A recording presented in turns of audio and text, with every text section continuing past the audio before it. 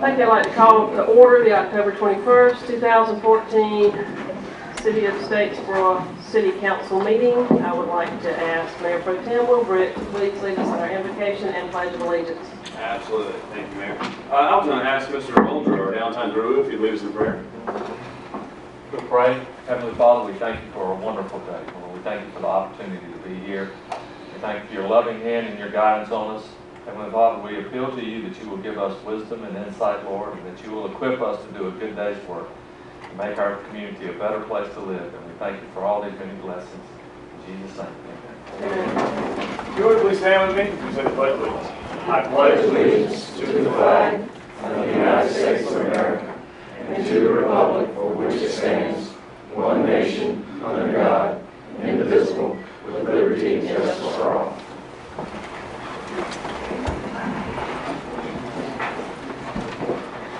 Item number 3 is recognitions and public presentations. We do not have any at this council meeting. Item number 4 is public comments, and according to Ms. Sue, we had nobody asked to make a public comment at this time.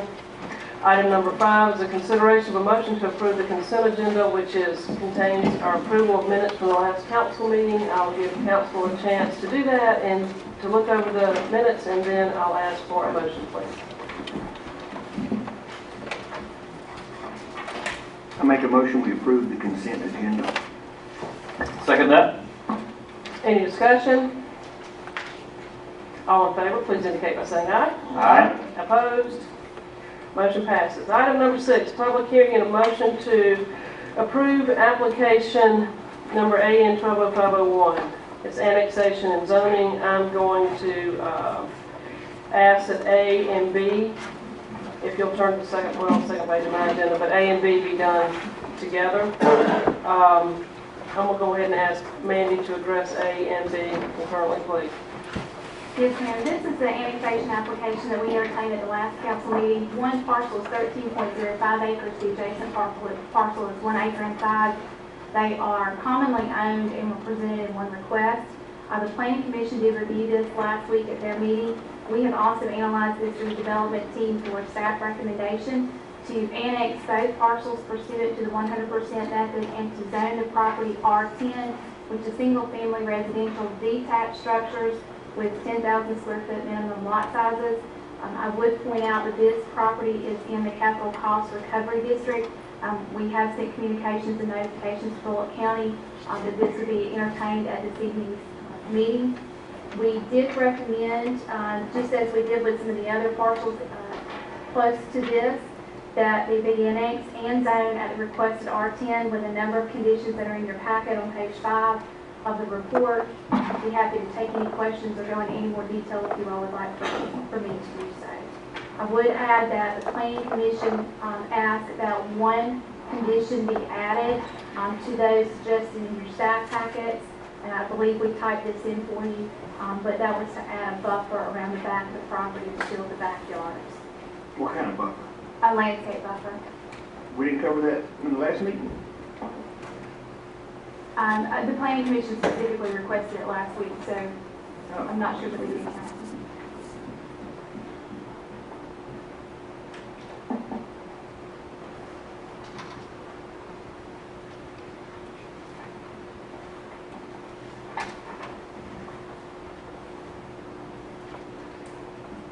Do we have somebody from W&L Developers that would like to come speak for this request?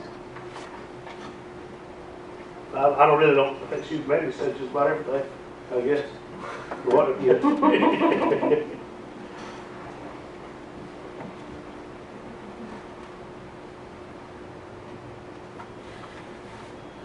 This is on the side that will not have a greenway easement. I just want to be clear on that. Yes, ma'am, I believe so. Okay. So what is your entrance exit from? Is that off of Kiwana? Well, all of that will have to be worked out, council during subdivision, during the permitting stages, and it'll have to have the joint consent of both the city and the county pursuant to the intergovernmental agreement. Yeah, I think it's planned for railroad bed, if I understand correctly. Okay. Yeah, the sketch plan shows them both off of railroad bed road, 2 entrances. Looks like it's right there. That's what I was just trying to kind of figure out. As Mandy said, we put some conditions in there based on some of the dialogue we had with y'all for some of the rezonings across the street, across Railroad, Bid Road. We added those in there to make sure we had good traffic calming and ways of crossing the street for pedestrians. And all that'll be worked out in the review process, but there are conditions in there to that effect.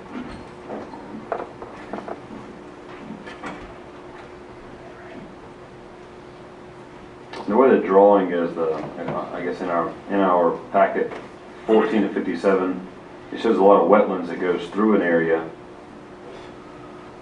but they're still numbered parcels. The Exhibit B concept plan. Right. So what does that mean? It means that they, you know, if they're not over a certain amount, I don't know if you have it. Do you have an engineer, John here, anybody here that wants to speak to that? I didn't bring engineering. Yeah, typically, As long as we stay out of the wetlands with the structure, I mean, it's, you can build. right, so they'll have to get the subdivision approved. There's certain things that they're gonna have to do, potentially through the core, if their roads, for example, were disturbing a certain amount, but he's right.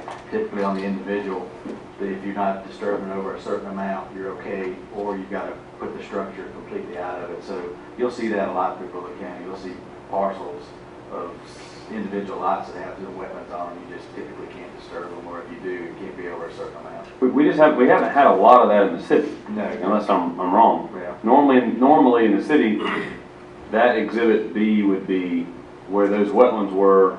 It would show kind of houses around it, but not necessarily a lot on it. Yeah. So the person that owns lot 24, and then the lot that owns 30, 30's got a wet front yard, which is gonna end up being our fault in 6 years. When this road becomes our road. I'm just saying, I can see this as becoming well, they didn't block the ditch, this is our fault. So I'm just trying to, Yeah. I'm not trying to say no, I'm just trying to talk this through because No, somebody else is gonna deal with this. it's a good point. It's really not as unusual as you think it is. It's just we don't do as many subdivisions in the city, but you'll see this in the county, John. Yeah, it has to have drainage. Each lot has to drain. You can't hold water on any property. And anytime that you purchase over so many, disturb so much wetlands, you have to buy credits from a wetlands bank to replace it. Right. And then it's not wetlands anymore. But then we still have wetlands and we still have road issues. Well, it'll be raised up. There'll be, it won't be wetlands anymore. Once it's draining. Is Van's not here, is he? I wanted to ask from the water sewer perspective about the construction on that. But we don't have anyone here. No. Again, they're very good questions, but it's the kind of stuff that we'll review, and they'll have to get permitted if they're over certain thresholds. The Corps of Engineers would have to permit what the amount of disturbance that they're doing, and potentially they would have to buy those credits. And if that's the case, if the Corps says, yes, you can get that permit by doing certain things, it may be that those wetlands would be not there anymore, and they would fill in. I mean, there's subdivisions in Statesboro now that's got wetlands in their lots. Like Myrtle Crossing, I built some houses out there, and some of those lots, wetlands were inside the lots. Right. It's just where your lot lines were, you know, as long as your house is not in the wetlands. But we're having issues in Myrtle Crossing. We are. We've got drainage coming off Myrtle Crossing that's affecting. Oh, we don't use that one, is it? Yeah. That's the whole point. Let's drop that subdivision. I can only go back 11 years, and I don't remember seeing wetlands on a lot. And I'm sure there's been one, Yeah, but I've also had a neighbor come up here and, tell us that when it rains, our house floods. What's the neighborhood next to Myrtle Crossing that's got the problems? Fox Lake. So Fox Lake, yeah, go tell them about that. Fox Lake. Because everything's draining off Myrtle Crossing into Fox Lake. So it's an issue. Good point. But I'm just saying, when you do the density, that makes a difference. Because if we're saying we're going to go to R10 on this property, then you would use those to build houses on. So I don't know what to say here, meaning I don't know what we say you can or can't do at this point. I don't have any desire to. That's part of this, is to change zoning to allow it. It's not just annexation. Well, what is the 25, Bullitt County 25 and our R10 is what? Is it the same comparison? Because, their numbers are crazy, different than ours. That's a half acre. No, 25, I believe, is a half acre. 25,000 square feet. So it is 25,000 square feet to 10,000 square feet. Yeah. So you're going to a much smaller Mm-hmm. lot size. On the rezone on R10. And that was our reasons for annexing into the city to go to R10. Right. That makes total sense. Except, once it's paved, then somebody else has to deal with the Myrtle Crossing issue, which, I mean, wasn't you, I know, but, so I have some questions that haven't been answered. And we've got another situation where we're trying to cram as many lots as we can in on this railroad bed road that is not designed for the amount of traffic that's going to be on this thing.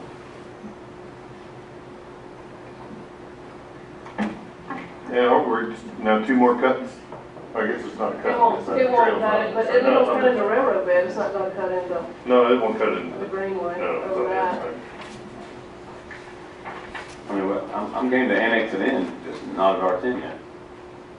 Not The until, default zoning, councilman ordinances are 40, which is an acre minimum lot sizes. If we don't designate a zoning as annexation, then it defaults to that pursuant to terms of the ordinance. Section 2007 of the ordinance is given in your staff report. Those are the considerations that are supposed to be given for zoning. And those are different than the permitting considerations. And I hear you, I understand what you're saying. But there is a difference in looking at what zone something and whether or not to permit something. And when we review, and you guys please do this is your job to do this, certainly not just my recommendation to you, those standards for rezoning are in the ordinance. And like I said, they are different than the wetlands issues and all that may come up in a permitting as Mr. Jason was discussing. Yeah, but if we were to annex this in at R10, it wouldn't come back to us, would it?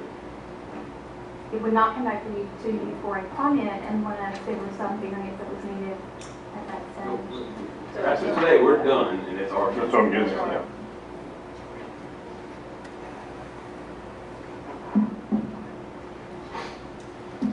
So if it were to be annexed in, tell me again, Mandy, by ordinance, if it's annexed in without a density on it, R4. then it's going to R40. Yes, ma'am.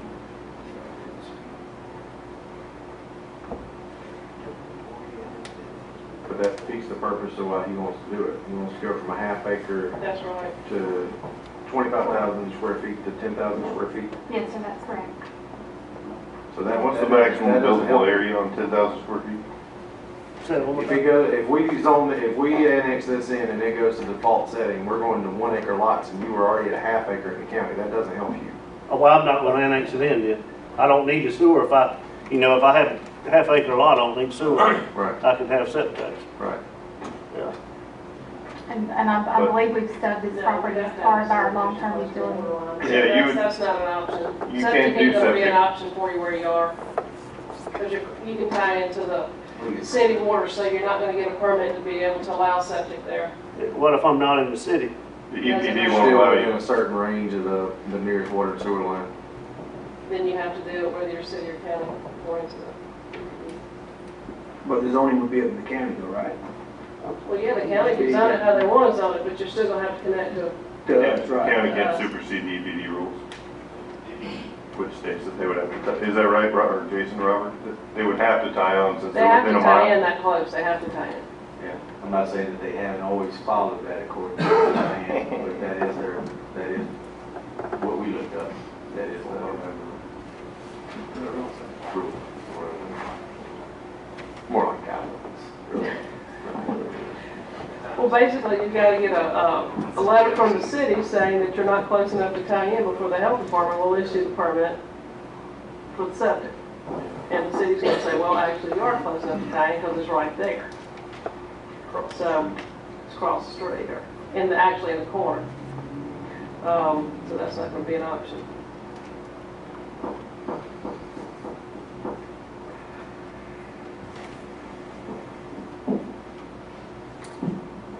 Well, the question will be, would council like to table this until the next council meeting and vote on it at that time? I definitely would feel better, just the question is where are we going to find out between now and then, and who's going to tell us? I certainly don't think that, I'm not sure Debbie and all the developers want to go and pay an engineer about that. I'm gonna need somebody to say we're not gonna end up with something that we've got a couple of examples of now. That a council, 3 councils away is gonna deal with it. Well, I think that, would it be possible to have Wayne and Van go out there and look at it? And tell us what their opinion would be, and, you know, based on the experience we've had with Myrtle Crossing? I don't think it's gonna be a water sewer issue, it's gonna be a stormwater issue more than anything. I mean, water and sewer is gonna be self-contained in the pipes, so it's not really, it's a stormwater issue. Yeah, might be able, you might be able to give some opinion. I think you can actually make it work from a drainage standpoint, probably even a permitting standpoint. I think it's more of a, and I appreciate what y'all are saying, because yes, we have had problems in Fox Lake because of some of the Myrtle Crossing construction. Yeah, we just won't get any permits until this issue is resolved. Right, but I think it's more of a, I'm hearing more of a density issue than I am. I think we can resolve that other part. I'm hearing more of a density issue from y'all. I think we're voting. I think it's. Well, where does the water go? Where would the water go in this? Where would it drain out into? It won't be a build up. You mitigate it somewhere else. Well, it's gotta go somewhere. Where would it go? I haven't seen a topo. I mean, typically those wetlands are in the low spot, so I'm assuming that the drainage flows Yeah, the probably. way that the There's a wetlands creek are. run, there's a creek run next to it that flows into. On the bottom right-hand side of what you're looking at the map up there is a branch runs through there. Kind of like down where y'all just run the sewer line. It's right beyond your sewer manhole there on the bottom.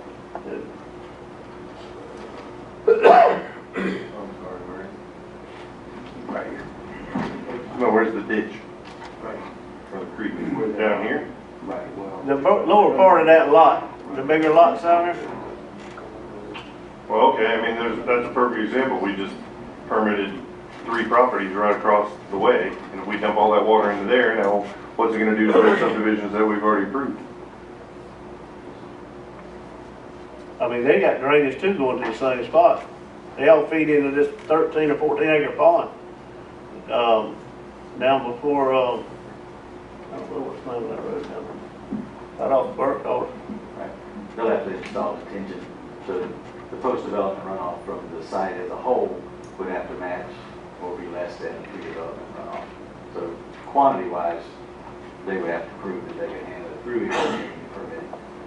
I guess my question would be that, are y'all comfortable in engineering saying that we won't have another Myrtle Crossing issue with drainage because it came through our engineering with Myrtle Crossing? Are you willing to, if not comfortable, are you willing to sign something saying that? I don't think that. Jason hesitated. Yeah, they're trying to have information presented to me, you know, to be able to sign something saying that it's not a problem. But let me ask you this. When it goes through the permitting process, let's say that it agreed to annexation, agreed to change zoning, and it goes through the permitting process, if you don't feel comfortable that you can absolutely say there will not be a drainage issue when you permit it, it's stopping permitting. That's what Jason said. He said I mean, if is it's that- not, if they are comfortable with drainage situation, they won't issue. Yeah, we have, Okay. that's a good way of putting it. I haven't really thought of it. Yeah, typically the engineers have been able to work it out to our satisfaction. And then they have to overcompensate for something, for example, on the site. They could over-detain, they could do certain things from a quantity standpoint. So you're comfortable that y'all could develop a plan that we wouldn't be an issue? Now, the developer's gonna have to decide if it's something that they could live with, that it would make economic sense for them. Right. Is that what I'm hearing you say? Okay. And even the Fox Lake one, it worked initially, it's just that the individual homeowners went downstream and did something and blocked the water, and it's causing a problem. So the same thing could happen here. You know, we may approve it, it may work fine, and then somebody on the other side of the street decides to stop up the pipe. You know, we've all got problems. Well, and again, Andy, what's the maximum buildable area on the 10,000 square foot lot? If memory serves, Councilman, it's 80%, but I would have to double check the ordinance, see how often. I can guarantee you they will not be building 80% of lot 34. Or 31. Because lot sizes are minimums under the ordinance. They can certainly increase the lots, and the concept that's been provided to you is a concept. That layout would have to also be approved through a subdivision process, and a planning process.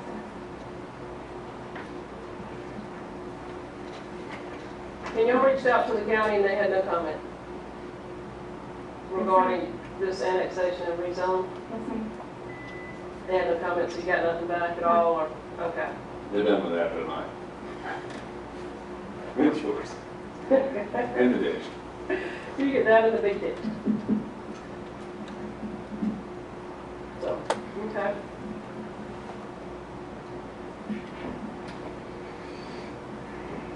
Got any other questions from council before I ask for a motion?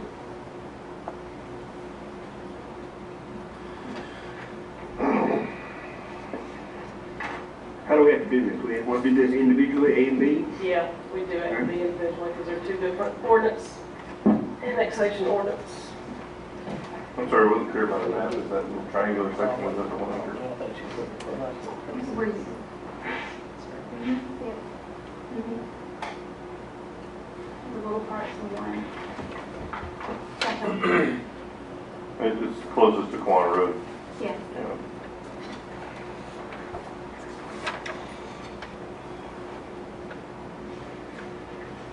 It has no lots on it.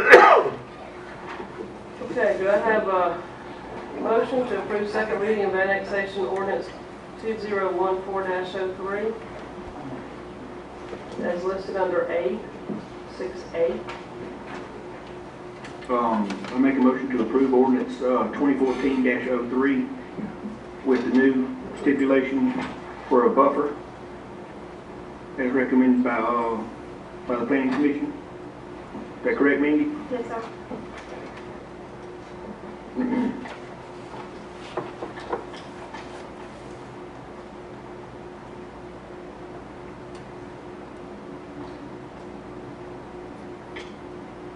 I'm going to break out those two, I want annexation and zoning separately. So we'll start with annexation, which is A. Annexation ordinance 2014-03, do I have a second for that? Well, Councilman Riggs would need to amend his motion. Isn't it annexation by 100% method and zoning? Well, you've got zoning, you've got annexation and zoning, and then underneath it, you've got consideration of a motion to approve annexation. So we can go annexation and zoning, or annexation then zoning. We can do it that way. We'll go back and say, do you have a motion to approve 6 big A, which is annexation by the 100% method zoning of 13.05 acres of property located at 665 S&S Railroad Bed from R25 to R10. So Do I have a second?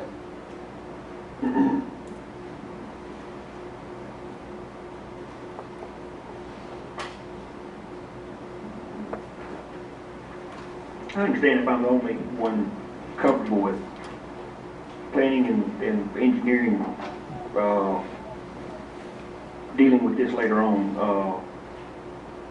Will, as if you said earlier, as you said earlier, if you wanted to table this for a couple weeks and think about it. I hate for it to die right here if nobody has a second. My thing was, until we figure out, I guess, Phil mentioned it as we were leaving before, everything that comes before us, we are zoning R10. We are R10, R10, R10. How small can we get a lot, and how many people can we put on it? I'm just not sure. Unfortunately, today is the day we go, hold up. I'm not sure we need to maximize every single acre on this reservoir. And that's one. And number two, I'm not sure that, my concern is we have a drawing, and that's all I know to look at, is we have 34 lots, and 5 of them or 6 of them have substantial water issues. I don't want to inherit that problem yet. Would you like to look at it, or would you like to postpone the vote? We can, but if we want to approve the annexation, we can, or if we want to, we can table the whole thing until next meeting until we get some more information. Or now's a good time. Phil, you were the one that kind of brought it up last time about density. let's not get in trouble talking about it afterwards, so let's, I mean, if this is something now, we Why? all feel about it, let's talk about it. Why is this one not going to planned urban development while the last two have?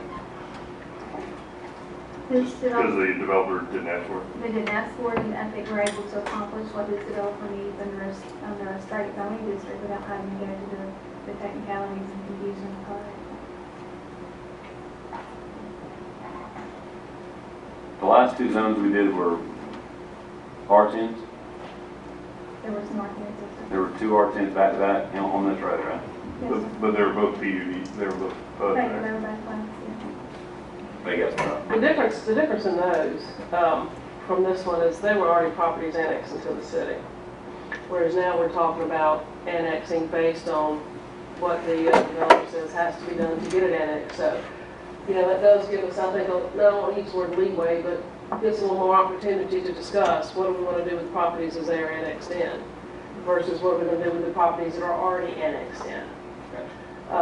So when you're talking about a line of delineation, Councilman Brett, this kind of makes a good one, if you're going to pick one, as we go forward in annexing in properties and what we want to do, or what we feel like is the right thing to do out of that particular area. This is probably not a bad time to do that. well, we're not trying to beat up on you guys back there, but, you know, you build them, you sell them, and your hands are clean, you know? And you leave it to somebody else to deal with it. And that somebody else is us. And their staff, of course. More Jason really than So basically what we're hearing is, there's a lot of questions we can't answer probably by the time we leave. No. If there's no second, John's motion dies. That's I correct. have to wait for that. So, And if that's the case, Councilman, then the ordinance says I can't bring a rezone application back to you for 6 months. Can I withdraw my motion? Yes, you can. And then if you want to table it, yeah. No, I'll make a motion to table it. If that's- if So that'll you give make us a more motion information. to I make a table. motion to withdraw my Wait, motion. only if it's denied, not if it's. Motion withdrawn. Is it, wait, I'm sorry, I want clarification, is it if the motion dies, they can't, or if we deny it? If it's denied, or in effect, if it dies, as I understand procedure, if it dies, then it's on the the motion dies, we're not making any judgment on the project. If he makes a motion, there's no second, there's nothing to kill. So basically, that would be a moot point. Then somebody would make a motion, and it sounds like Councilman Britton. There would be a no action taken. There'd be no action taken because we're gonna defer until next week or next council meeting whenever we come back. Right, I agree that if it tables, I can bring it back to you for to the ordinance. And I agree that that gives the owner of the property an opportunity to consider whether he wishes to continue the annexation Correct. request. And that gives us an opportunity to get our questions answered before we make a decision that's gonna impact him or the city. Right. Correct. Okay, so motion withdrawn. And Councilman Brett, you would like to ask to table this item Yes, to at least the next council meeting? Next council meeting, and in the meantime, we need some information from the city manager, Okay. kind of in general, where we are in that area, what's going on with this area, and so on. Any discussion? We're moving it to the next item. Yeah, I just think we just need to, with so much going on out here, we just need to think long-term. We can't just think parcel by parcel. Okay? Still got to vote on it, But though. here's the thing, for Miss Sue, are we doing it on A, B, and A? We're doing it on 6A, big A, and 6B, big B. Because that's the overarching, That's the motion. motion. That's the motion to table. Next table, 6A and 6B. Second, any discussion? All in favor? Aye. And for the record, Mayor, because John did make a motion on the ordinance itself, he's withdrawing the motion. That is correct. Yes.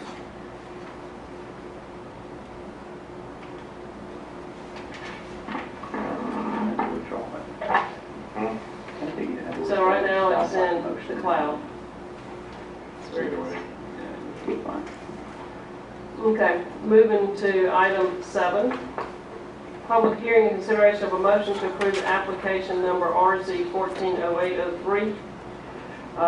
Henley Properties requests a zoning map amendment to rezone .916 acres of property located on Walnut Street. Can I have Mandy introduce that item, please? Yes, ma'am. This is a rezoning application you stated for right under an acre of property off of Walnut Street. It's several lots that have been purchased by common owners and have enjoyed some common ownership for the last several years. It's currently zoned office, which is a very restrictive zoning. It allows essentially an office use and almost nothing else. The applicant has asked for an R4 residential district to be zoned there. Previous to this property being zoned office, it was actually zoned R3 for medium density residential. The application here is essentially to move the zoning back to what it used to be under the R3. The R4 is a technical designation because R4 allows for more than one structure to be placed on the property and not require the subdivision of the property. The R3 zone actually requires every parcel, every structure, excuse me, to be on an independent parcel. And this owner developer wishes to have all of the structures on a common parcel for common ownership and common long-term maintenance. So that was a technical reason for that particular request. These are for one bath, one bed units to be developed, very much like what has been developed by this same owner at West Grady Street. We did review this request through our development team, as well as through the comprehensive plan and the Downtown Statesboro Development Authority's master plan. And under the analysis of those documents and Section 2007 of the zoning ordinance, the staff has recommended approval of the zoning as the application has asked for, with two recommended conditions. One of those being that landscaping or architectural feature be placed at the corner of West Grady and South Walnut Street to help soften that corner and reduce the angular appearance of the buildings up the street, and try to open that up for, it is a corner development and we just want to soften that a bit there. And as I understand it, the applicant has agreed to that particular condition. The other condition was that the sidewalks be developed within the parcel itself and have interconnectivity with the existing sidewalk on Grady Street. And we also asked originally for a sidewalk on Walnut Street. We have revisited that, and we revisited that at the Planning Commission and the development. There's actually some existing landscaping on site, and there's also some existing, I thought we had some pictures of that, I apologize. We actually have, there's some existing landscaping and some existing pavement that the owner wishes to make use of as they renovate this site. This is a site, I failed to say this, it's right behind Queensboro National Bank. There were several homes, structures that were located there. All but one of those structures was donated to our fire department for some training exercises. The other, the last structure that was there was not able to go through those trainings through the EPD rules, so it was moved off-site by the owner, and that cleaned up that corner significantly.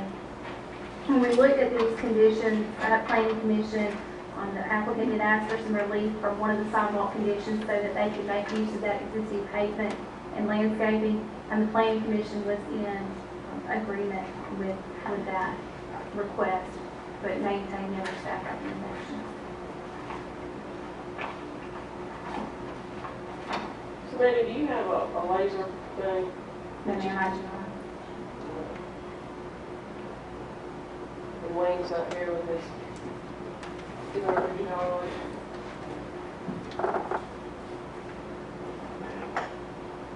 have a laser, Dave. I can volunteer Rob's point. Hey. So where are you talking about? Point on that screen where you're talking about the break in the sidewalk for me. I'll show you where the sidewalks are going to be at here.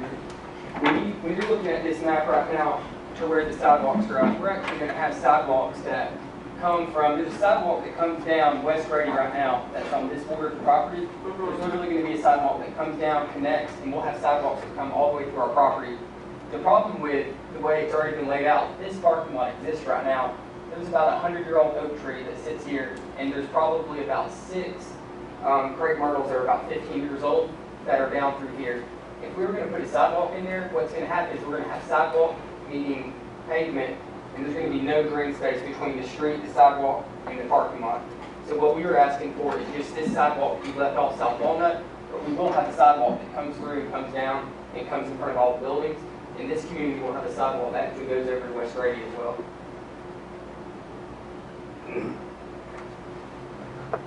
I have a question. It means you're gonna have people walking through your property. You're gonna have a sidewalk running right through the middle of your property? Well, right now, we have a ton of people walking through the village of Midtown, there's really no stopping that. It's kind of, when you're in a downtown community, one thing we tell the residents is that you're gonna have people that are gonna be walking through the community and stuff like that, no matter at which of our locations, we have people walking through all of our communities downtown. It's not something that you can really stop unless you want to become a gated community, and we're not looking to be a gated community at any of those sites.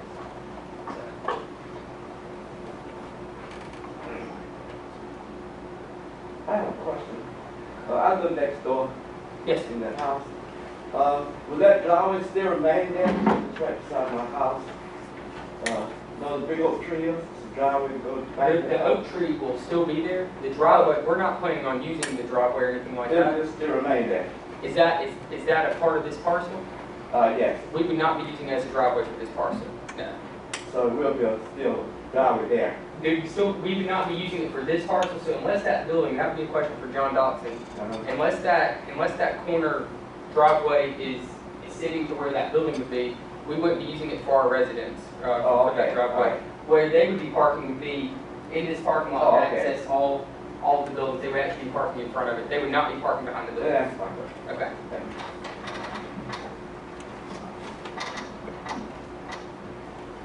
Where are y'all gonna put the fountain? It depends on how much money y'all have to pay for it. How big you More want I'm not seeing the fountain. it. Our goal is, we don't really know what our feature is going to be, but the feature at Fountain Mulberry was so well received by the neighbors and the community and phone calls that we received. We're hoping to use this area for something, but I just don't know what we're going to do yet. I don't want to copy the same thing where we have the same thing that we have on East Grady in South Mulberry over here, but I do want to try to use this green space for something, but we haven't determined what we're going to use yet. So now the brick planters, maybe can you go back and show them that one picture? You see where we put, and you can't really see in this picture, but we have these brick planters that we've done. What we're hoping to do, can you switch back to the site plan now?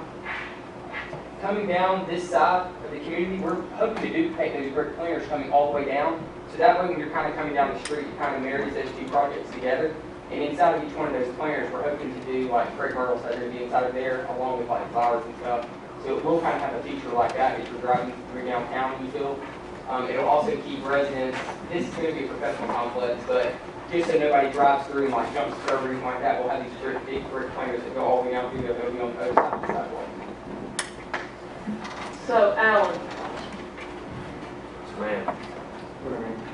what is your opinion? Actually, I didn't know about, I knew they were building it there. We're excited that they're doing it, but I don't know the particulars. I mean, does it seem to fit in with what you would hope would be I would like, coming downtown? residential and rental stuff. I would like that, and their product is a good product. Okay. Didn't want to put you on the spot, but Mayor, we were having a lot of vapor issues in those abandoned properties as well. I just want to say thank you to Ray, Brian, and the properties for doing this house. The one house especially was a lot of work, ready for fire training, but it was very well received. Appreciate it. We're actually looking at maybe parking with them in some future residential there, possible. Alan, you talked about before about parking in the back of the building closer to the front. This doesn't do that.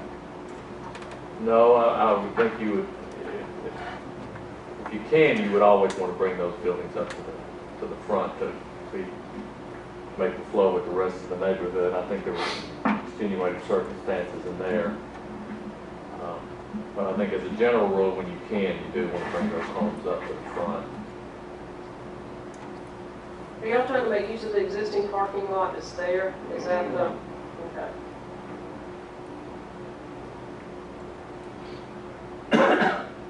There still is some green space in the front. Out of front. No, the parking lot's right on Walnut Street. The parking lot's there right now, it's not anything that we're adding, it's actually what's in place in there right now. Every large street that's on that property, we're trying to work, we have about 4 large streets that are on the property. We're trying to work every single building around each one of those large streets. And what about that piece that's right at the end, beyond the semicircle? That's green. That's space. green. We just don't know what we're gonna do there as far as like, hopefully having some type of feature there, but we just don't know what that's gonna be. A landscaping feature is what coming up with that green space out front. And there's a little piece in the back that's in green as well, or what's that? That kind of that part that offsets, that's just gonna be a grass area basically. You're talking about kind of where it looks like it exercise like the finger comes out. Is that what you mean? Yeah. So usually, like all of our projects, what we have is we will have sod that goes throughout the property with irrigation and bushes that are coming down the front and sides. So the landscaping will be very similar to what you saw on East Grady and in Mulberry. Now the building fronts though will be painted brick buildings. They are going to mimic, so we don't have the same building setting in multiple locations. They're going to mimic what she showed you on West Grady. So they will have divided front porches with the brick pillars with wood columns. So it kind of mimics something that you would see a little bit more from like 30s and 40s type look. So we kind of have a little bit different look downtown. So that's the building will look more like that on that site compared to how it looks right now on East Grady and South Mulberry.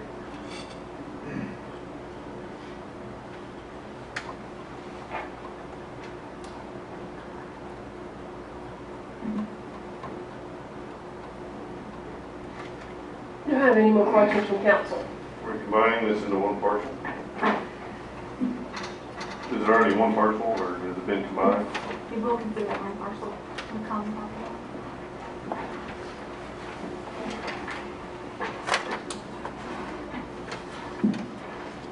But I mean, right now it's separate lots, right?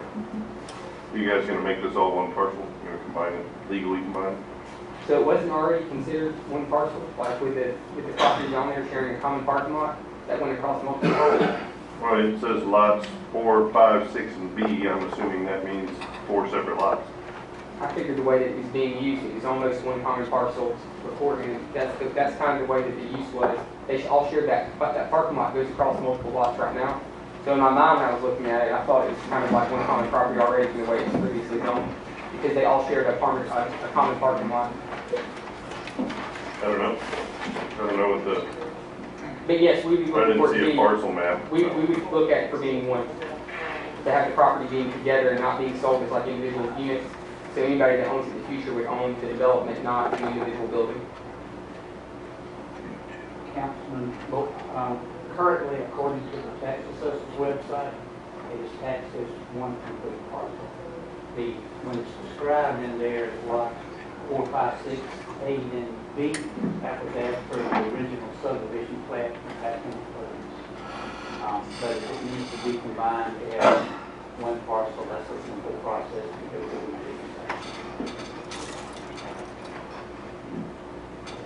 Yes, Pastor, are you just mostly concerned about that driveway right there by the park? We have 2 beautiful homes there.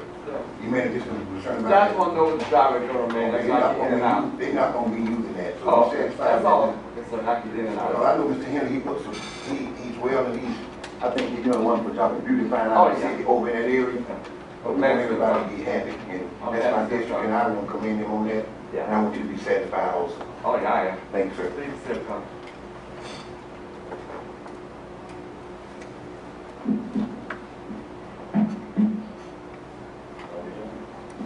Any other questions? Okay. Do I have a motion to approve application number RZ 140803? I make a motion that we approve. Do you have a second? Second that? Any discussion? All in favor, please state by saying aye. Aye. Opposed, motion passes. Agenda item 8, consideration of a motion to approve architectural Did design. we pass all that with your recommendations, or we did it for that? With recommendations, Mr. Lewis? With the recommendations as set in place. Second with the recommendation. Okay.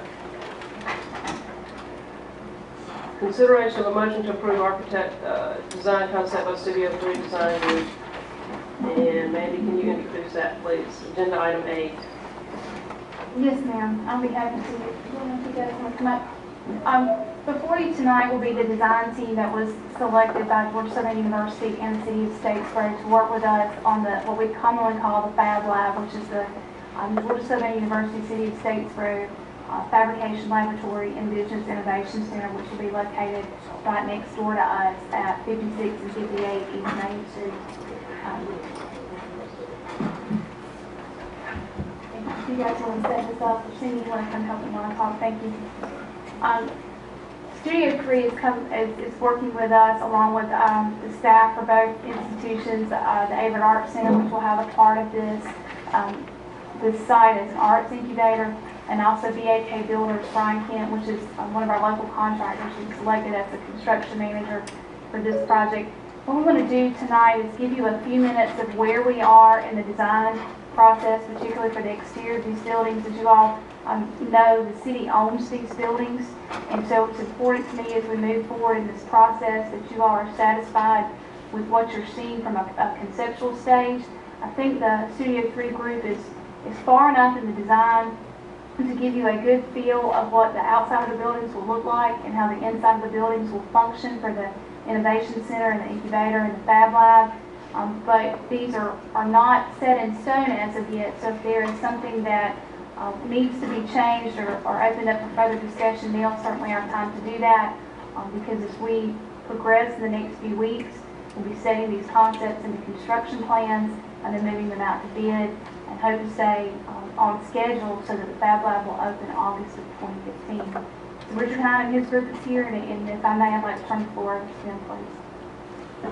Thank you, Mandy. Good evening. I'm Richard Hinman with Studio 3 Design Group, Associate Paul Sandler, and our other Associate Interior Designer is David Jameson. We're glad to have y'all come tonight and present to y'all what we've been working on. Been working very closely with Dominique here and Troy Southern on it. I want to show you a little bit. We've been meeting and designing and looking over the old buildings, and we want to show you what we're looking at doing with the inside first, then more importantly, how we're going to handle our alley that separates the two buildings and what we're planning to do with it. If you can see, and I'll orient you to the left-hand side is East Main Street. The Lab building, and the alley is at the bottom of the page. The only entrance that we're really going to have off of Main Street is the existing entrance that's at the bottom left-hand corner, right where Paul is pointing. But that is really only used for entry of guests coming in. The building will be on a car key system, so you can't get it unless you have a car key. The main entrance will be down on off the alley, which is going to be adjacent across from the city campus entrance. So people visiting this will check in at the city campus and then will walk across the alley into this building. If you are a member and you have a car key, you will enter there. On the back half, in the white shaded area, is the business incubator area where we have all the offices that will be rented out for those entrepreneurs who are looking at a startup business. In the common middle area, we have restrooms, a think tank and documentation room. The think tank, if you're not familiar with Fab Labs is something created out of MIT, and it's very exciting that we're going to have this. The think tank is where everybody gathers around and talk about what their design ideas are. On the front side, on East Main Street, is going to be the Fab Lab area where we have 3D printers, we have water jet machines, CNC routers, anything that somebody can come up with an idea can fabricate within this space. It's all going to be glass open so people can view and watch what's happening in there, so it's very exciting. Is another part of the project, which is across the street on the back part of the city campus, is a two-story dance studio now. We're looking at creating that as an art incubator. Excuse me. On the left-hand side is the first floor plan. To the top of the page is the alley. On the right-hand side is the main entrance where the dance studio comes in now.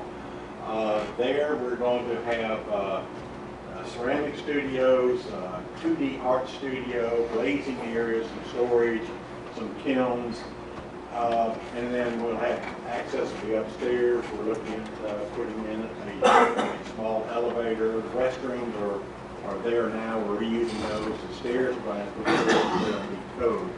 The second floor is going to be studios that are livable space. We'll have 8 studios up there with a big open office studio for those who want to work just in their own area, not private area. So that's sort of what we're doing to the buildings. Really want to get into the exciting point that y'all want to look at, and this is the exterior, what we call the entry alley to the Fab Lab.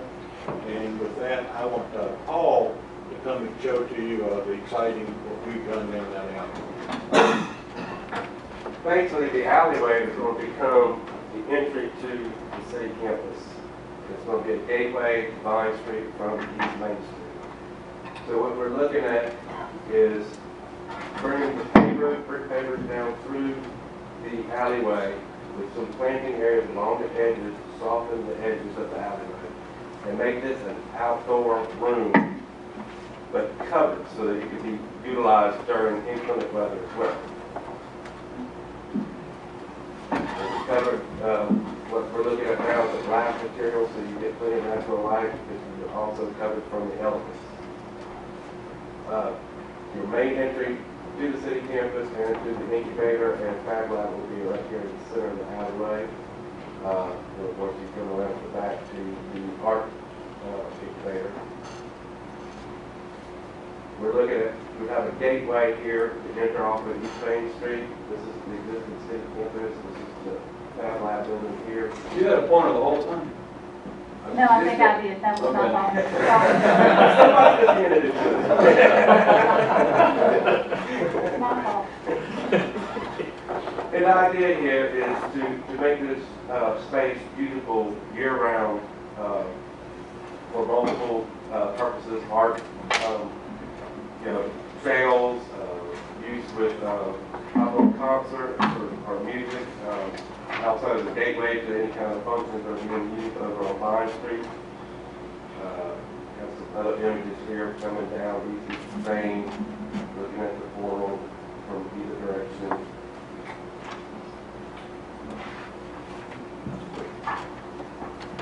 Here's looking down that alleyway, how we softened up. We've got an area where the rear building is, where it's not quite as pretty. We're looking at putting in a green wall where it's growing some ivy and different kinds of plants that can help soften the space.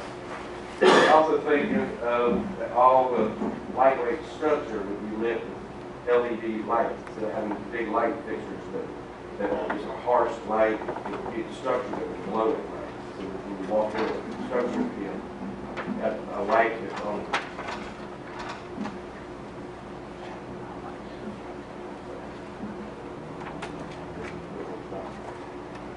Here is the rear entry to the art incubator. It's coming off the side where we have our delivery back here. Also, we'll cover areas in around to the art incubator from Main Street. Showing another view of the towards the art incubator. This would totally open a doorway between Main Street and Vine Street, and also be an entry lobby to the city campus itself.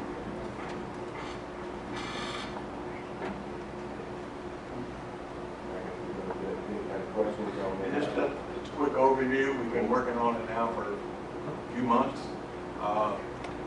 These are our concepts. Right now we are with Bill. We have been fortunate, and we'll be working closely with Vericom, glass company, who I think are going to be donating our glass to us.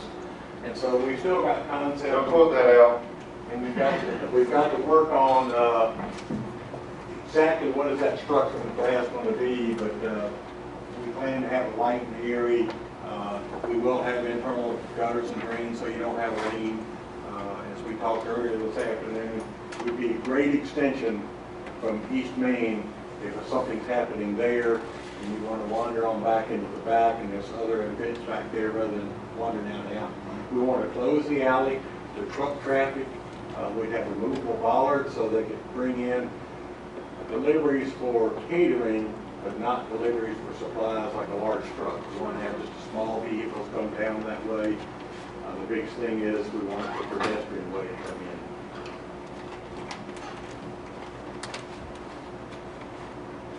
Entertain any questions you want to talk about here?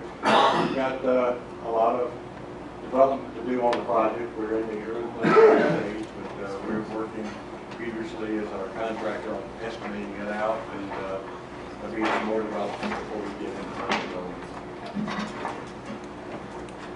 If I could just point out real quickly while you're showing that picture, one of the things early on was that we connect back to the university, that's the purpose of the city campus, so we have that draw. We're going to do certain things that have that extended emotional connection to the campus as well for our students. That sustainability goal that they're talking about, we're proposing that the students maintain that. So the students come by and they constantly have to check up on the greenery to make sure that doesn't turn into a brownery. So that gets squared away. But also, as Paul was talking about the lighting, is that it's going to be lit white, right? So the challenge to them is that it's lit white at night. It looks nice and pretty. Except when Georgia Southern is. Or on commencement, on key events, we want that thing lit blue. So you have this blue alley that ties back into the core of what it is to be home of the greatest university in the country. So we want to have that emotional connection extended back to the campus for our students to say, yeah, hey, I went to Georgia Southern, to like that alleyway on With LED lighting, we can do that. Light it orange at Halloween, red at Christmas. Yeah, let's not get carried away.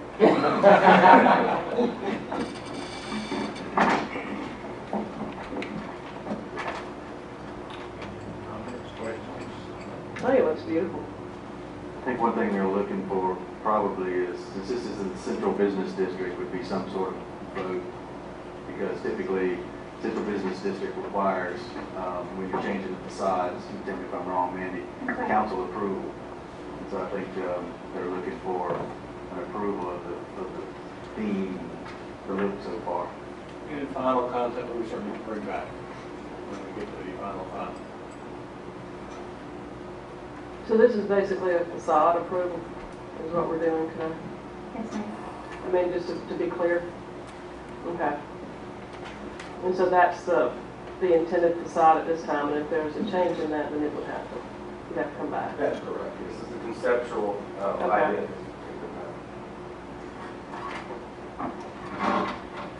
Do you have any other questions from council? Do I have a motion? So moved. Do I have a second? Second. Any discussion? Let me specify, are we just we're just approving the design concept? That is We're not correct. approving anything specific.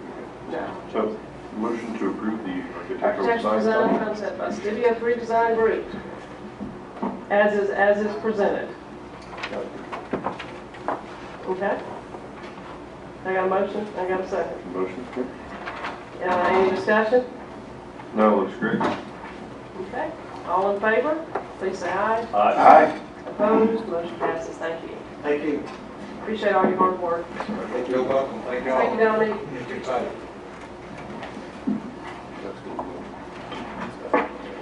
When do you propose to have a final concept drawing? Changed or not changed?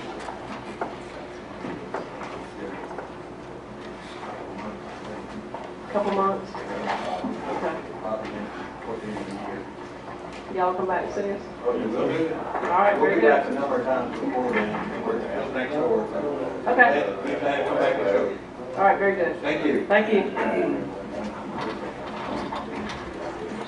Okay, agenda item number 9, consideration of a motion to approve or deny a 90-day temporary alcohol license to Vincent Cuchetta, CFO of A.M. Brownsville Junior Food Company in accordance with Chapter 6 of the City of Statesboro Code 6-34A of the City of Statesboro Code of Ordinance, so that you can keep making that sauce. Okay, Alvin, would you like to speak to that, please? Yes, I Come on up, will. Benny. Come on up. Probably about 10 days ago, West Albany contacted me on behalf of Braswell Food Company. Apparently, Braswell Food Company uses some beer in their ingredients, and they've been buying kegs. And after they had a discussion with Mr. Huckabee with the Department of Revenue, he was a little concerned about them not having an alcohol license. And from my discussion with Mr. Talby, it appears that the Department of Revenue would be much happier if Braswell Foods has some kind of alcohol license to purchase their kegs by. So in order to keep Braswell Foods in the good graces of the Georgia Department of Revenue and Mr. Huckabee, they came and applied for an alcohol license. And according to Mr. Talby's, Mr. Huckabee's opinion was that a retail package sale license would be sufficient to get them in the good graces of the Department of Revenue. Is that because they're buying beer wholesale? I think so, so they can buy the beer from the I wholesale. mean, you're not buying it at the store, are you? We're buying at retail. Really? We're not buying at wholesale. So, But it was not, but to be clear, there was not a letter telling you to stop doing what you're doing until this is done. This was. It was just a suggestion. No, we got a cease and desist order from Georgia. There was a cease and desist order? Yes. do you pay retail taxes on your other ingredients? No, on just the alcohol. Everything else we buy wholesale. But for purchasing this beer, we would buy it retail. And I guess But it's you weren't, considered you a were not, wait a minute, reselling? to be clear, you weren't going to buy low to get it. Yeah. Yes. No. No, it wasn't to buy low. However, if somebody had a recipe that had to use a particular, well, bottle would have enough to really satisfy production. What I'm saying, you were buying large kegs from somebody else, correct? Correct. Okay, and so the way that the Department of Revenue said you can't do that anymore. They did not like that, yeah. Okay. And so they said you got to buy it wholesale if you want that kind of quantity, and you need to get it wholesale, and you get a liquor license, alcohol license to do that. Correct. Okay. And that's We need what, to add a new category into the new alcohol license? and that's something we talk about, maybe is, the new alcohol ordinance is revised, if there's a business that's simply using alcohol as an ingredient and not selling alcohol out the front door, merely purchasing it in the back door to convert it into a non-alcoholic food item, there may be some other kind of license with a lower fee associated with it or something like this. But for right now, all we have is a retail package sale license to offer them. That would satisfy the Department of Revenue. It substantially cuts out on the alcohol, and we're not selling it. You couldn't alcohol out of it. Well, now you can. So, Now we can. just as You an don't have to example, do it now, you don't have to do it anymore. Now you can sell beer after Even you as much as you want. run off. That's why we never did it. Rather than a headache. Well, y'all give beer away now, right? okay, going back to All right. Mr. Cacetta, just give us an example of a couple of products that you use alcohol in that you cook and make, and just out of curiosity. Oh, we have we have our own Merlot wine steak sauce, which is really good. We have some private label customers that require some beer used in the product.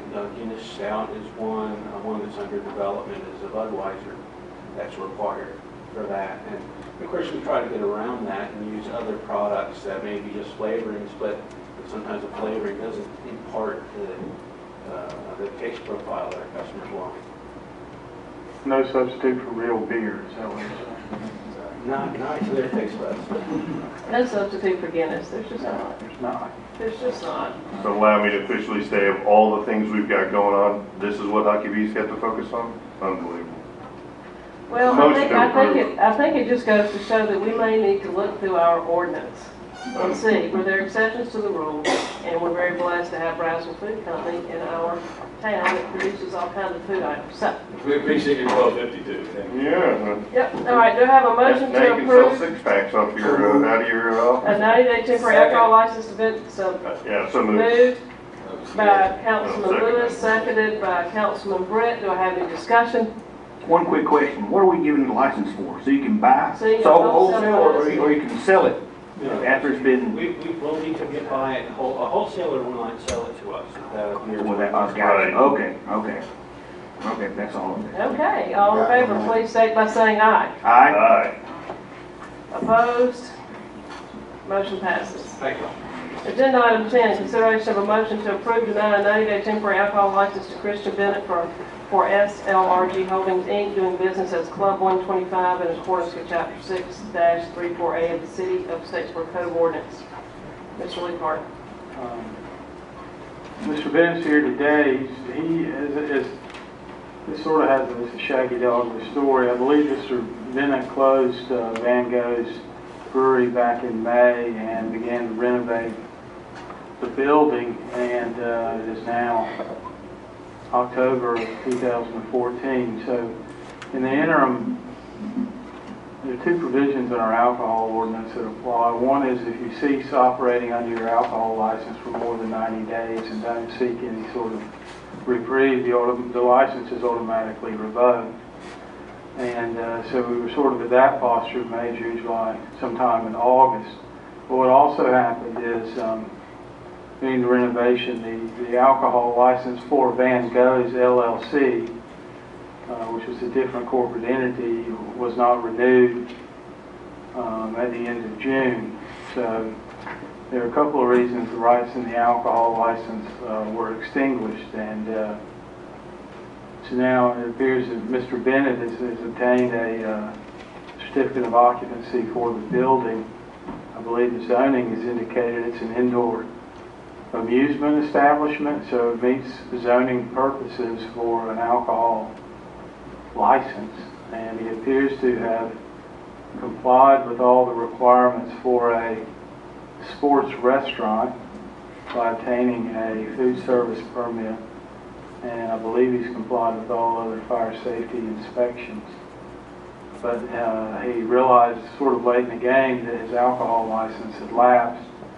I believe he's filed all the paperwork under the new corporation for a sports restaurant license, and he's here today seeking a 90-day temporary alcohol license while his full license goes through the process. Mr. Bennett, would you like to say anything? Just here to answer any questions you may have. What do we have left? So, you know, and that's just the one before this. What do we have left? Does he have left to do for us?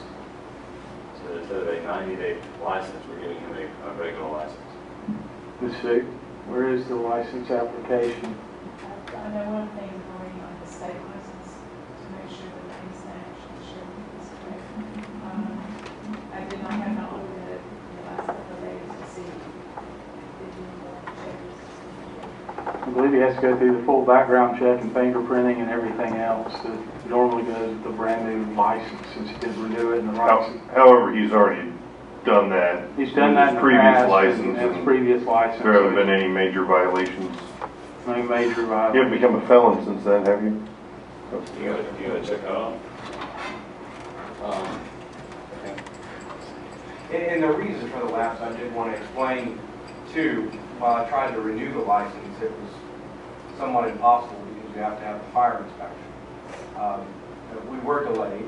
The license did lapse. I wasn't aware of that. The state fire marshal was extremely thorough in this case, which it did hold us up sometimes. So I couldn't pay the fee without the fire marshal signing off, but and that's what instead of a simple name change, we have the new application. Is there currently a state license active at that location? Yes, sir. Okay. So my question then is, after today, you will have a state in one name and a city in one? Well, I believe the state license extinguishes at the same time the city license does, just as an operation of law. So when his city license automatically revoked, all the rights of his state license cease to exist also. Well, but they don't come get it unless they do actually revoke it. So if you opened up for January the 1st and then just didn't open up anymore, you'd still have an active license until December 31st. Unless they found out that the city license had lapsed. So I think as a matter of law, the state license would have lapsed. I certainly wouldn't want to operate under that state license knowing that my city license had lapsed, and the lapse of the city license extinguishes the rights of the state license. So you're saying ignorance is not a good place to be with the Department of Revenue. Just want to make that clear. If they're going to hassle Braswell's. But say ignorance and Department of Revenue in the same sentence. All right. So we give him this 90-day. He can then apply online for his state in this name. He's already started all of that process. Yeah, it's 48 hours. Upload your photo ID. It should be 48 hours. He's done everything. It's just in the process. I think we have an expert on the panel in the process. Yeah, no problem. Yeah, I mean, clearly. What's your pin at the state? There's a couple of them. What I'm just making sure is, I think his state is currently active. I'm just making sure we're all being honest after that. If I were you, I would order beer tomorrow under the old license, but clearly I'm not. Well, you don't have a city license that's active. I'm trying to tell y'all, it does not matter. He can place a beer order today. But I want to make sure, I just want to make sure that Said we're that all he would be in violation of the city ordinance for selling alcohol without a valid city alcohol But he'll license. get this one today. Correct. If it passes. I'm not gonna give him legal advice on how to secure his. I'm just saying, are we saying he can open? Neither is council. Can he open, when he gets this, can he open? When he gets this, he will have a valid city license. I don't know if it will I think what satisfy. Will's trying to say, excuse me, Councilman Brett, is when he leaves here, can he go unlock it for the masses to go into, or does Sue have to hand him a piece of paper tomorrow? I'd say he's had a piece of paper, of course, George. Yeah, actually, it has to hang on the wall. Third party is, It does. I know, I'm just clarifying because the question was asked, will he have it when he leaves here today? And I was So have it in the clarifying. morning. You can upload it in the morning. And I'll go from there.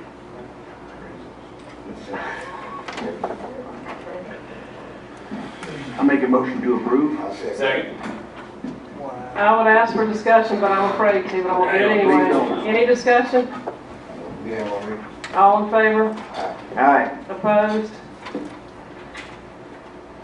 Okay, moving on to agenda item 11. Consideration of a motion to adopt resolution 2014-32, a resolution accepting the right-of-way of Archway as a public street to be owned and maintained by the city of Statesboro, which I believe is that little section of street next to the McDonald's on Fair Road going back to the soon-to-be Walmart grocery store. That's correct. Okay.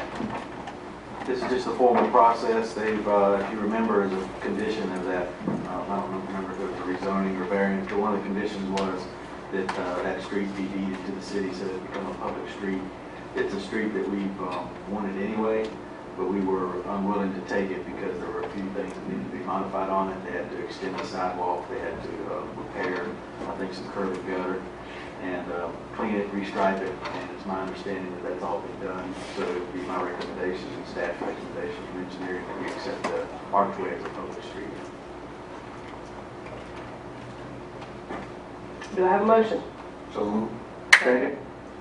Any discussion? All in favor, please say by saying aye. Aye. Opposed? Motion passes. 12, consideration of a motion to award a bid for 2013 CDBG construction contract to Southeastern Civil Inc. in the amount of $484,835.50 to be paid from the $500,000 2013 Community Development Block Grant. Mandy, could you speak to that item, please? Yes, ma'am. These are the design documents that our project engineer, Parker Engineering, put out, I believe, in late August or 1st of September for the construction of our CDBG stormwater program, a grant that will also have some other utility upgrades in it. Working with Dan Prather, our purchasing agent for the city, Parker Engineering and the city accepted bids on October the 2nd. We have reviewed those bids and received a recommendation to award construction of the project to Southeastern Civil Inc. in the amount of $484,835.50. Both the project engineer and staff joined in a recommendation to approve that award of bid this evening, and both Mr. Parker and Ms. Prather, I think, are here to answer any questions that I cannot get.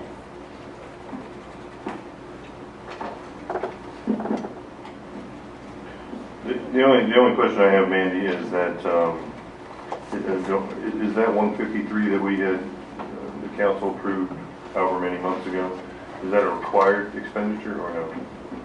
Yes, because that was our leverage. We committed to that as part of our leverage and grant application. So if this is only $484,000 contract, where's the rest of the money going? Well, there is, all of that is in the budget for. Right now, we're just fortunate that, as I understand, that the bids are coming in under budget, so we may have some funds that we don't have to commit to the project at the end of the day. It's a percent match, yes. So we're coming in under budget so far.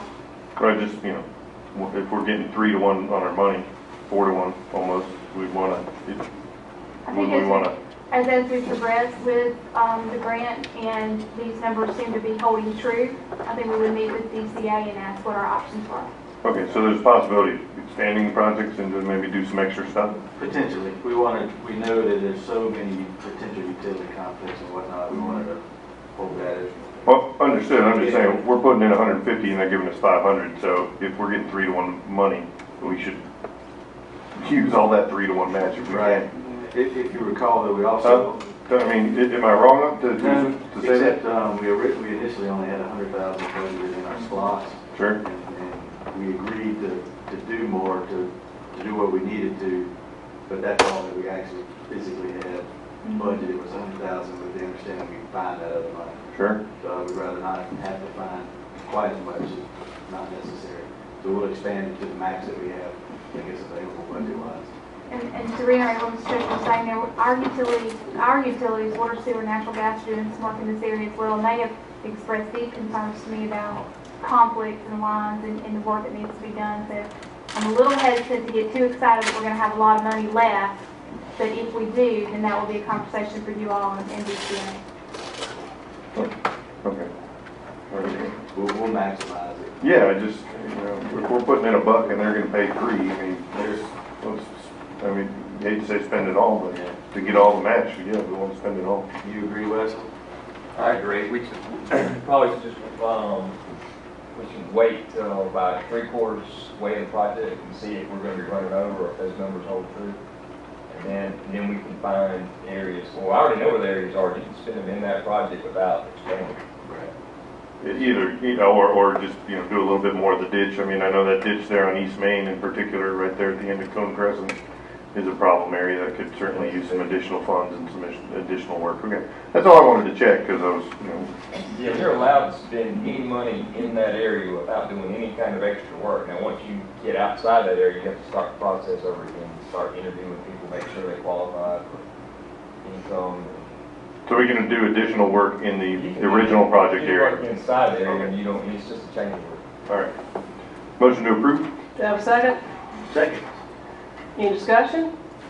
All in favor, please state by saying aye. Aye. Opposed? Motion carries. We'll move to agenda item 13. I have a couple things, A and B, under other business from City Council. I can do those now, or I can wait to see if anybody else has anything they'd like to add, or just say under other business. I was going to say to Jeff, who had to leave, anybody that saw our Fitbit thing on Sunday night on NBC. That was very good. I want to congratulate Jeff. Great job that he done with the fitness program we have here. And then I did, I'm sure the rest of us did too, but received an invitation from the Bullock Alcohol and Drug Council and Charter Conservatory Day. They want to do a youth-led town hall meeting on Tuesday, October 28th at 6 p.m. at the charter school. So I would assume a town hall meeting means we're all invited. I would like to say I have enjoyed my time on council. This is my last council meeting as a 30-year-old. So don't tease people like that. I've had my entire decade of my 30s. So that's it. Okay. Well, Gary? Continuing in You your might as well 40s? say something. Everybody else did.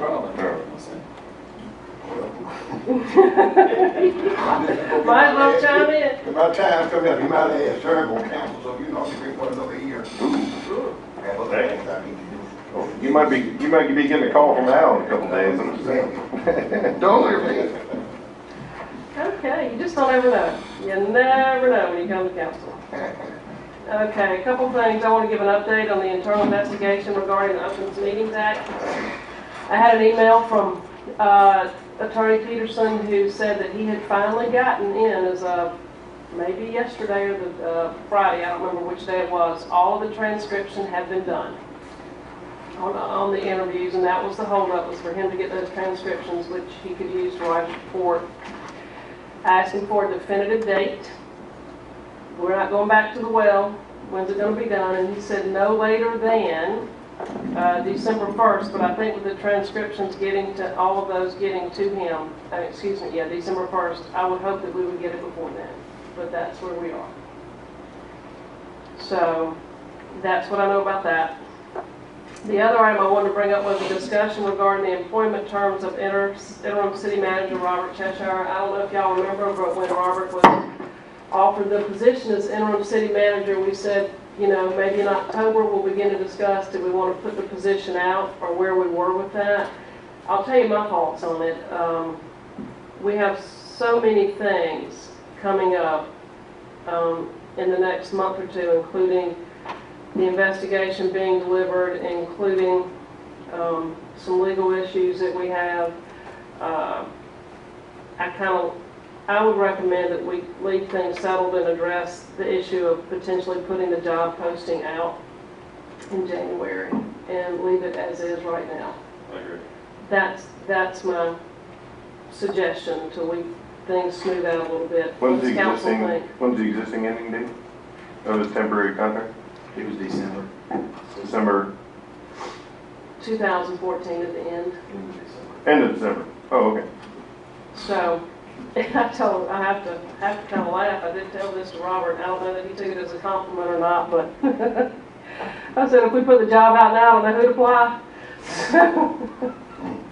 We really need you to kind of hang around for a while, but no, I think he's done a great job, and he very graciously agreed in this interim capacity to continue on, and we could have that discussion again in January. So, what does the council feel about that?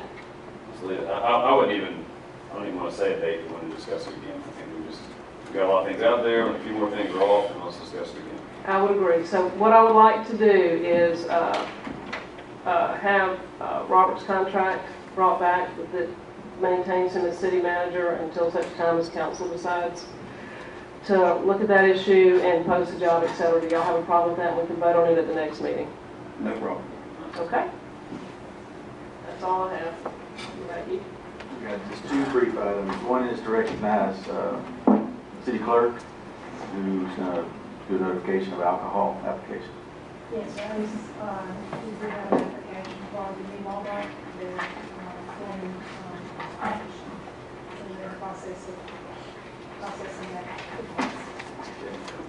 And then the last item is, at the last council meeting, the mayor directed myself and the city attorney to look into and research why administrative hearings have not been brought to council for a while.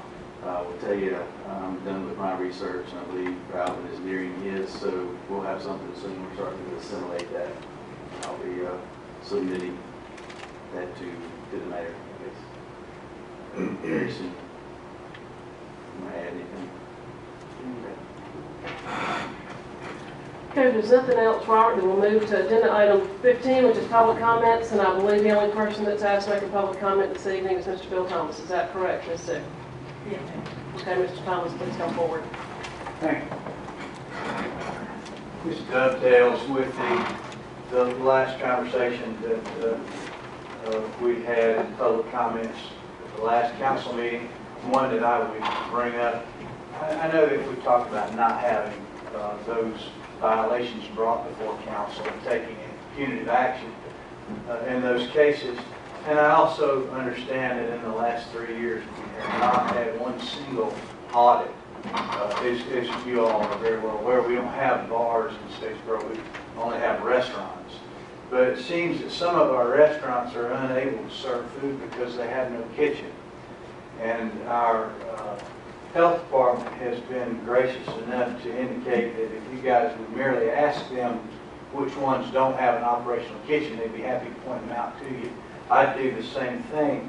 But in the last 3 years, in addition to not bringing up those violations and taking punitive action on them, in which case several of those institutions would be closed, including the one responsible for the death of Michael Gatta, we haven't had any audits on food receipts. And that's one thing that has typically happened. And I'd like to ask council, why have we not had those audits? I believe it's the responsibility of the city clerk to conduct those audits. And I know that there are some people in here who would benefit from not having that audit. We have a 50-50 law that we don't see. We give it lip service, but we're not abiding by that. We're not enforcing it. I know that I brought up issues that I seem to be a spur beneath your saddle. I bring up issues that are troublesome, and I think that pose problems for us going down the road. I think that most of the issues I've brought up have probably eventually ended up in litigation where we stepped afoul of our own ordinances. And we're doing so again by not conducting these audits. We're allowing bars to operate by not ensuring that they are indeed a restaurant. We're allowing bars to operate, and we see what happens when we do allow those bars to operate. Sadly, we see what happens. I look back on the occurrences and the things that I brought up, unpaid water bills, and people not being disciplined for having let that happen. And I also noticed that people who let that happen are also not conducting checks and balances against council or people who may have an interest in bars or restaurants. And that's deeply disturbing to me. I don't think it would take very long for a prosecuting an attorney going after our city to say, hey, look, my son is dead, my client's son is dead, but you as a city prohibit the existence of bars, however you allow it, in your own actions every day by not making sure that you audit food, those restaurants, and make sure they actually buy food to serve to their clients, and making sure they abide by the 50-50, because if you have no food receipts, you can't serve food, and there is no basis for a 50-50. So I'd like to challenge mayor and council to come up with an answer to that. I think the city has got a great exposure in the lawsuits that I think will be coming forward, and I hope you guys don't take it lightly. I think the last time we talked about rewriting the alcohol ordinances, we never voted on it, we never approved it, but I think the bar owners are operating as though it was voted on and approved. That's all I have to say. But thank you for your kind indulgence. Agenda item 16, the consideration of a motion to enter into executive session to discuss real estate in accordance with OCGA 50-14-3. Did you still want to do that, Phil? This was put there for you to discuss real estate. Did you have something you needed to discuss? I mean, we can. We put that on there just to. I mean, do we need to? Well, I don't know, have you? We started. Then we should probably just mention it then. So move. Okay, do I have a second? It'll be very brief. Second. Okay. Discussion, all in favor? Aye. Opposed? 1,